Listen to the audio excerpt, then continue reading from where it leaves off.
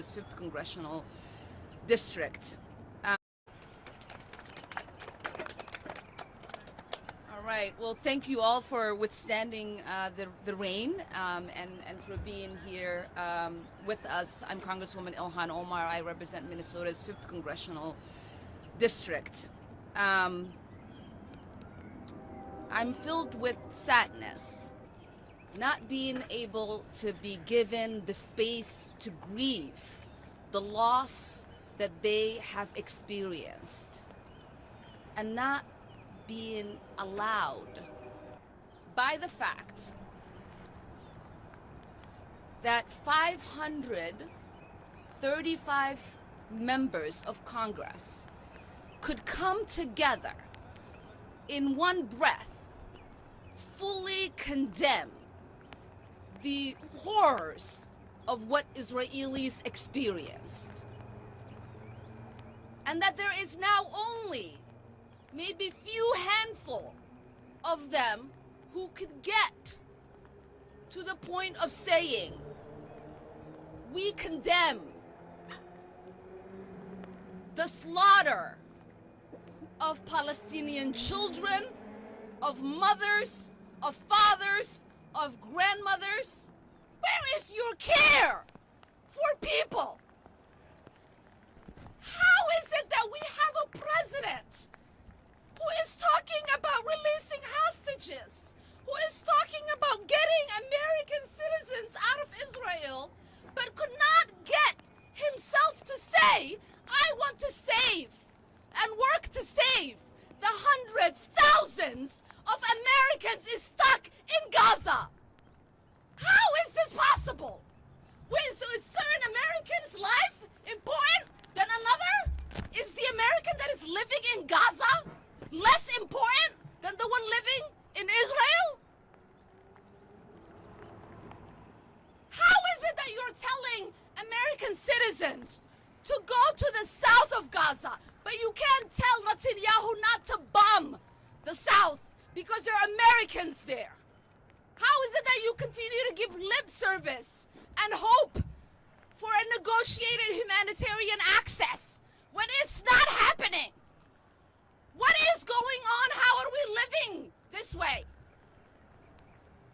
I want to say how insane and painful and scary it is. How is it?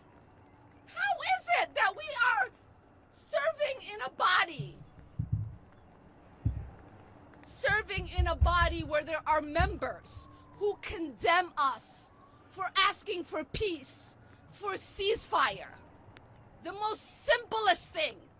So many people across the world are calling for a ceasefire. So many leaders are calling for ceasefire.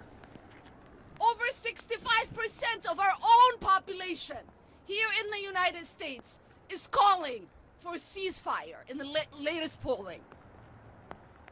What are we doing? The president said that you should resign and the vice president said you should be held accountable for your views. Can you respond to that? No, thank you. Then asked about this Wednesday tweet where she said to Trump, "You have trafficked in hate your whole life against Jews, Muslims, indigenous, immigrants, black people, and more.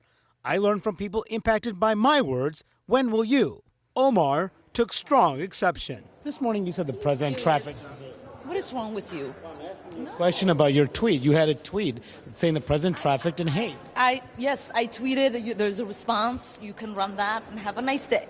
Why can't you explain more what you meant to say? I'm pretty sure that was stated in my statement. GOP leaders were not satisfied, demanding she lose committee spots, even though they have been mostly silent about Trump's inflammatory racial rhetoric.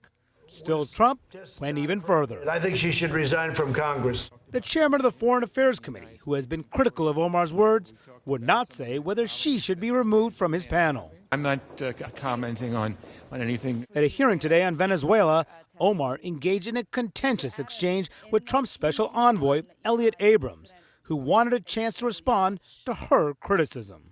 I fail to understand why members of this committee or the American people should find any testimony that you give today to be truthful? If I can respond to that. It wasn't a question. On February, that was not a question. That was I reserve the right to my time. It is not right. That was Members not of a this question. committee